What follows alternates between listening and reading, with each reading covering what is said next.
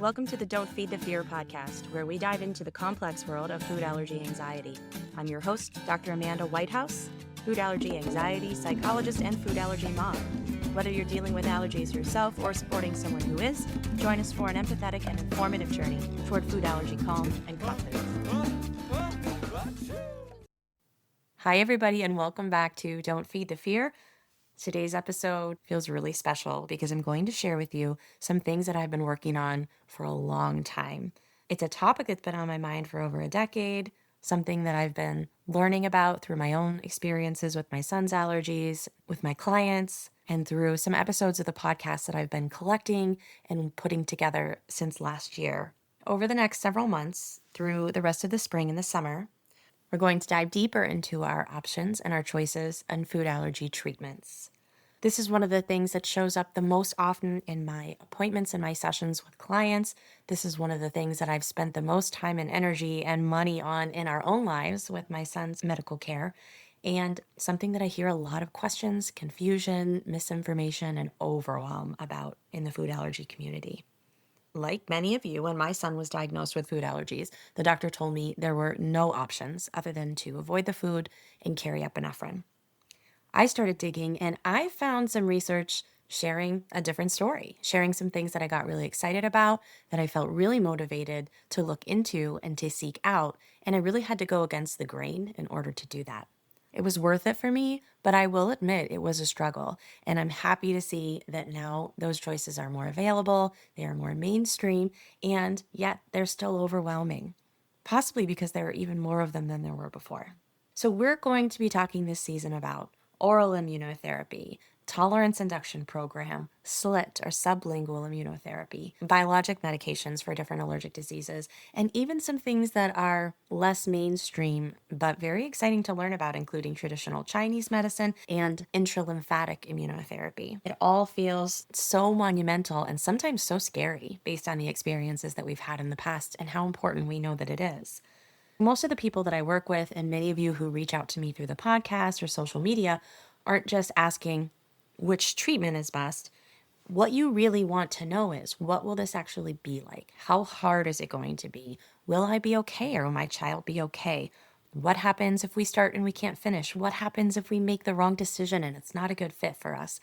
All of those things are not small questions, but they all point to the need for mental health support around these decisions, not just medical information. All of my guests that will be on the podcast this season are experts in their fields and are going to share great medical information with you. Every one of them acknowledged in our conversations that we need mental health support around these decisions and in navigating whatever our choices are. I don't want you to feel alone in making these decisions like I did over a decade ago. Choice is a really good thing. We want options. We didn't used to have any, and now we do. But we know from psychology research that when people have meaningful choices, they tend to feel better, more engaged, more motivated, more in control, even if they don't choose those options, just by knowing that they exist. But there's another side to this. When the number of choices or the complexity of those choices starts to exceed what we're able to process, it doesn't feel easier. It gets harder. So a lot of people are hearing about these things. Maybe their doctors are recommending them. They're learning on social media or from friends and finding themselves putting the decision off, second guessing themselves, not feeling confident even after they have chosen, or wondering if they missed a better option. That is all what we call choice overload. It's especially intense in food allergy treatment right now, where the stakes feel high and our emotions are already activated. So if you're feeling confused or overwhelmed by these decisions, that's normal. I'm here to guide you through it, and I'm hoping to do that in several ways. You're listening to the podcast. I'm going to have some amazing guests doing these wonderful episodes with you all through the spring and the summer to share up-to-date, accurate information with you. I'll be sharing that on social media and some tips and tricks that I can add into the conversation. If you're not following me already, you can follow me on Instagram and Facebook at The Food Allergy Psychologist. But of course, there's only so much nuance and detail that we can get into on social media. It became clear to me as I was putting all of this information together and trying to cover every angle that we still needed more. So I've written a book for you. It's a workbook for patients or parents of patients who are considering or navigating food allergy treatment options like OIT, SLIT, TIP, biologic medications, an overview of the treatments. All of my podcast guests have partnered with me to get that information accurately and clearly into the workbook for you. But I also integrated memoir sections from my experiences with my son and his food allergy treatments, as well as guests who shared bits of their experiences for some of the things that we haven't experienced. And then to help you integrate the information and the concepts that I bring up, I have created exercises and activities. Some of them will be for you as adult patients or parents. Some of them will be things that you can do with your kids to support you through the treatment. It takes you through all stages from decision making, preparing for treatment, getting started, dealing with bumps in the road, and then navigating maintenance or completion of your treatment, depending on what you choose. It is a guided, practical resource that helps you navigate the emotional and psychological side of food allergy treatment, the part that's often missing. It's called From Fear to Freedom, a workbook for navigating allergy immunotherapy. It's everything that I wish I would have had about 13 years ago when I was making these decisions. My hope is that when you use it, you will feel more confident in your decisions, more prepared for the journey, and more supported no matter what path you choose or how that path evolves over time. The thing that I want to make sure you know is that this season and my workbook are not about convincing you to do any particular treatment or any treatment at all. I'm not sponsored by anyone. I'm not here to promote a specific path. If you decide to continue careful avoidance and walk away feeling more confident in that, that will be worth it. If you tried something and it didn't go the way that you hoped, there's space for you to process that here and to validate your experiences. This is just about helping you understand your options, understand yourself, understand your child if they're the one who you're considering treatment for, and feel less alone in that. So I thought I would start out this season by sharing a little bit of our story because I've learned so much professionally, but I feel that what helps me apply it is the personal experience and being able to grasp what these decisions and what everyday life with them really feels like. I've talked in bits and pieces about my son's treatment on social media and here on the show, but what many of you might not know is that we have actually gone through traditional Chinese medicine, the peanut patch clinical trial, SLIT for environmental allergies, OIT for multiple food allergens, and then another round of SLIT for more multiple allergens. I can't say we've done it all, but we've done a lot and made multiple decisions in an ongoing decision-making process and adapting to how things played out. I feel like that's valuable for people to hear. So I wanted to share it with you so that you can benefit from what we learned along the way, as well as to know that you're not alone and I get what you're going through from a very deep place. My son is almost 15 now, but even before his diagnosis, I knew that he was highly sensitive. One of the earliest moments that has stayed with me was before he turned 1 when we were at a baseball game. He was still an infant. He was in my arms the entire time. He didn't eat anything. He didn't touch anything. And he had a reaction that, in retrospect, with pictures and videos, was an airborne reaction to peanuts. I knew in my gut something was wrong, but I didn't fully understand what I was seeing, and I never thought that something that serious could be happening. That pattern continued. He had anaphylaxis from a dog licking him. And yes, we looked into whether his allergens were in the dog's food, and they weren't. He used to be that allergic to dogs. We had random mystery reactions to things like soap in public bathrooms, touching library books, even blowing bubbles that I later found out had peanut oil in them. I'm not sharing his sensitivity in order to scare anyone. I'm sharing it because I know that there are families out there like us who feel like they or their child are too sensitive for treatment. Their numbers are too high. I want you to know that if it was possible for us, as sensitive as he was, it might be possible for you too, and it's worth looking into. The level of caution that was required to keep him safe was a lot to manage. It definitely impacted our mental health on an ongoing basis. And I knew that it wasn't sustainable, but our doctors kept telling me there aren't any options. I did my own research and found things like traditional Chinese medicine and OIT that was being done. And the doctors told me that they were dangerous. They lacked evidence. They even at one point kicked me out of their practice for asking about it. Finding the path for me was not straightforward. It required a lot of persistence that hopefully you won't need in order to secure treatment now, a decade later. After a lot of work, I finally got my son an appointment with Dr. Zhumin Li, who you'll hear from later in the show, who's researching the use of traditional Chinese medicine for food allergies and for eczema treatments. I believed in what we were doing. Her research is fascinating to me. And if there was a holistic way to heal his immune system overall, that's where I wanted to start. We invested a lot of time and money in the treatment, which involved daily baths and creams and herbs that I had to mix into smoothies for him. He was 4 years old. I had a 1 year old and an infant at the time. And we kept it up for about a year, but the reality of the regimen just didn't fit well with our daily life. So we stopped when I was able to get us a spot in the clinical trial for the peanut patch. He was 5 years old by this point. I knew that that wasn't a full solution because peanuts weren't his only food allergen, but I was excited for the opportunity. During the clinical trial, he had an allergic reaction to the patch. There were 6 placements on the back. I was supposed to rotate through them where I put the patch, and when I got back to spot 1, his skin was still broken and itchy and bleeding.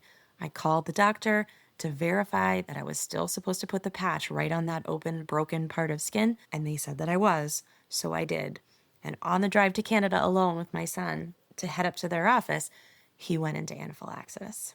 After that experience, we were able to get special permission to move the patch anywhere on his back where the skin wasn't broken instead of those 6 rigid spots. And after that, he continued safely with that treatment. I'm not saying that the patch is dangerous. I'm a huge supporter of more options. We learn from our experience. I was glad that we persisted through that bump in the road, even though that was really tough. All along, I had prepared myself for reactions, and even though I didn't want to do anything that could cause my son to have a medical issue, we were already having reactions. So the possibility of having a reaction as a result of the treatment felt worthwhile in the short term, as long as it was safely managed, for the long-term reduction of risks anytime, anywhere. While we were in the patch trial, I kept watching for OIT doctors within a reasonable driving distance of us so that we could start OIT. And I finally found one. When I say driving distance, I mean 4 hours each way. So then we started OIT for peanuts and cashews. And my son and I drove 4 hours down and 4 hours back every 2 weeks to get that treatment. It wasn't perfect at the beginning, but once we got into a rhythm, he moved through it really well. Surprisingly, he didn't have any reactions that were as serious as the one he had had to the patch, even though he was ingesting them. And of course, I'll never know. Hopefully, my thought is that he gained some tolerance from the patch, but either way, it went really well. Early in the process, his doctor also added environmental slits, sublingual drops, which significantly improved his environmental allergy symptoms, and we just continued to move slowly and very intentionally. At one point in the treatment, he did have an exercise-induced reaction. So those of you who are familiar with OIT know that there's a rest period after dosing of about 2 hours. Again, my sensitive kiddo seemed like he needed about 2.5 hours because just outside that window, he did end up having a reaction. Once we extended the rest period to 2.5 hours, he didn't have that issue again. Things went really well and we reached maintenance. We were in maintenance for several years before my son started to have some mystery symptoms. So we went back. We did more testing. It was frustrating. The testing showed that he was allergic to sesame, which is one thing that he had previously eaten, but then ended up testing positive for, and pecans and walnuts, even though he had successfully challenged pecans in the office.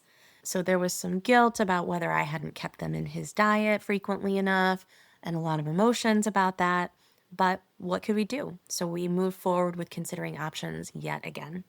At that point, my son was older. He was about 10 years old. He was not interested in doing another round of OIT. He was not interested in driving that distance to the doctor again. A local doctor became available, but she wanted him to do 2 separate rest periods for the maintenance doses and the new doses of food, and he wasn't interested, so I had to respect that. And I'm actually pretty glad we did. He decided to do slit or sublingual drops for those new food allergens, and it was so easy.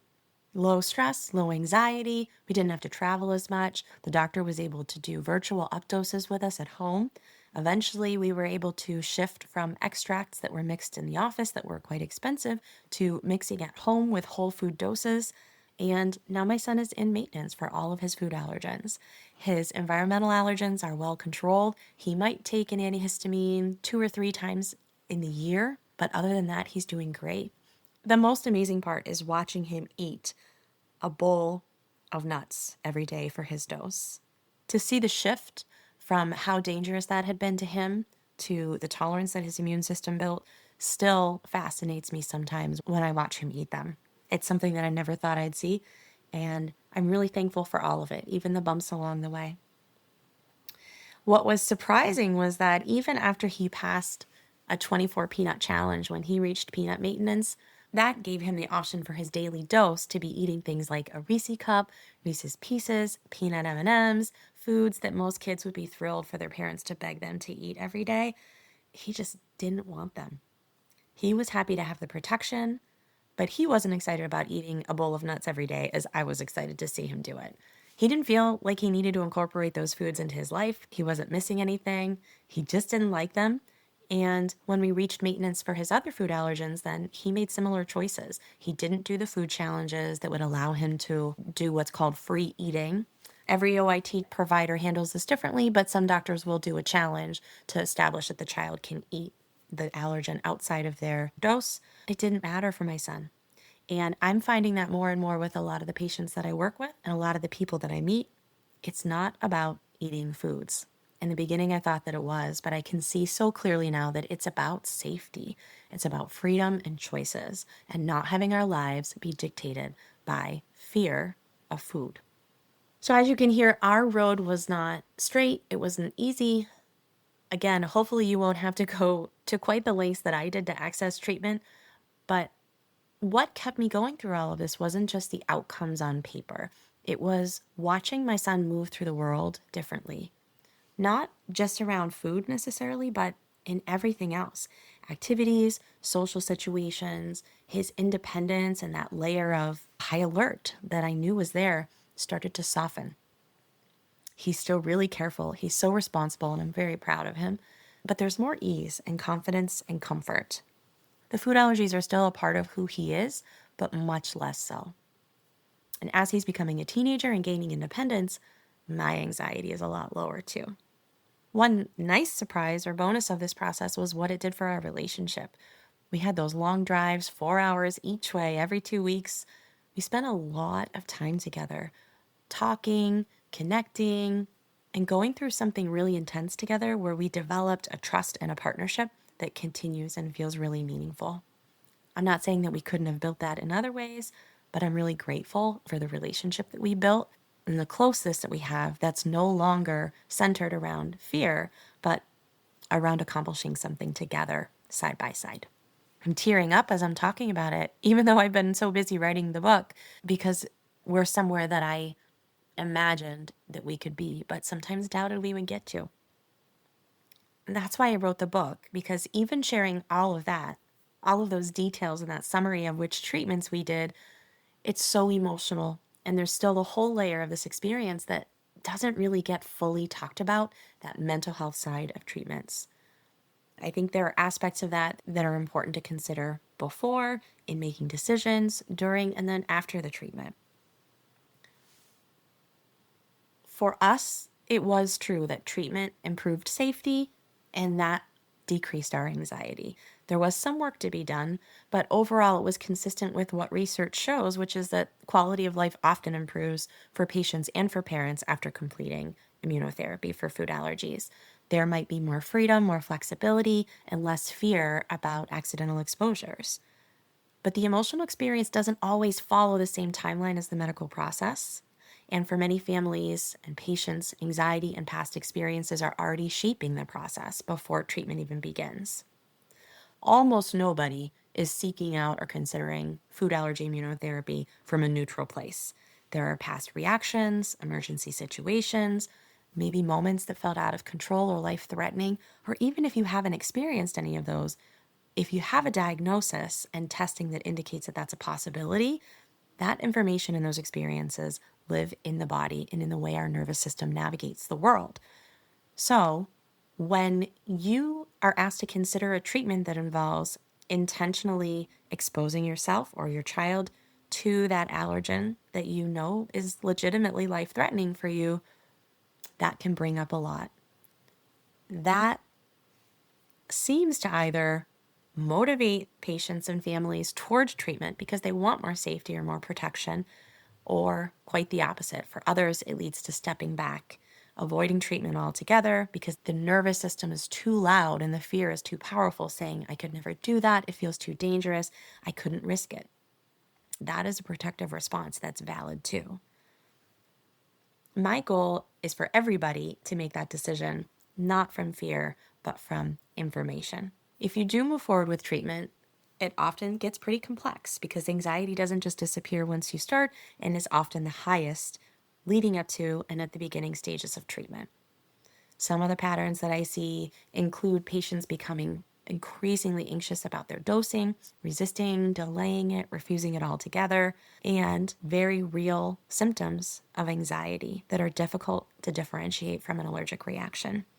So a tight throat, stomach discomfort, flushing, changes in breathing, all things that anxiety can cause that are very real, that feel almost identical to an allergic reaction. People find themselves in a position where they're constantly asking, is this anxiety or is this a reaction? And that is one of the reasons that a lot of families choose not to do or to discontinue treatment, not because they don't want the outcome, but because the process feels too overwhelming. For most people, I have found that if they keep moving through treatment, that decreases as they move along. And a lot of people, even those who were very anxious when they began or in the early stages of the process, do manage to complete treatment and to do really well. Sometimes the anxiety naturally improves along the way, and other times it doesn't resolve right away. That can be confusing too. From the outside, it can look like we did it, we're safer now, everything should feel easier, but the nervous system doesn't always update that quickly and catch up. If someone has spent years associating certain foods or environments or situations with danger, it can take some time and sometimes intentional work and support for that to shift. So it's important to hold the full picture because overall, the research does show meaningful improvements. After OIT, quality of life tends to improve. Parents often report reduced anxiety and increased confidence, and families have greater flexibility in their daily lives. So both things can be true. Treatment can improve the quality of life, and there can be emotional challenges along the way. So these are the things that I wanted to expand the conversation about by writing the workbook, because we don't talk about these pieces enough ahead of time. Patients and families can feel caught off guard, or they might interpret these experiences as something is going wrong, or them not doing it right, or making the wrong decision, when in reality, these are very understandable and common responses to a complex process. So if you're considering treatment or you're already in it, I want you to hold this gently. You're not just making a medical decision. You're entering an experience that involves your nervous system, your history, your emotions, and your daily life. And all of that deserves attention and support. The goal isn't to eliminate all of your anxiety or to find a perfect path that doesn't make you feel nervous. It's to move toward decisions that feel aligned, supported, and sustainable for you or for your family. To have more language for what you're experiencing, more tools to navigate it, and more support along the way. It is my hope that this series of episodes and the workbook, for those of you who are interested in it, will help you to not feel alone and to help you go into this feeling more informed and aware. This is just the tip of the iceberg in what's to come this season. Here are some action steps to help you get the most of what's to come. Number one, please listen with an open mind. If you're curious about this, I really encourage you to listen to all of the episodes, not just the ones for the treatments that you're considering. Being exposed to more ideas can help open your eyes to something that you might have misunderstood or didn't realize would be a good fit. And if it's not a good fit for you, it can make you feel more confident in what you are choosing and why that's a better decision for you. If there's someone in your life that you know who is considering treatment, scared to do treatment, but it's been recommended by their provider, or maybe someone who's in the midst of treatment and navigating that process, please share the podcast and this season of episodes with them so that they can learn alongside you.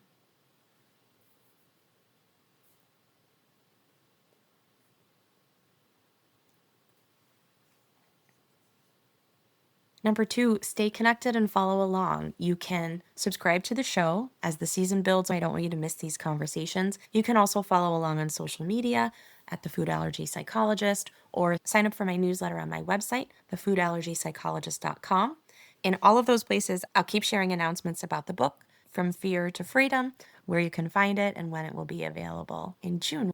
Number three, start noticing your own responses.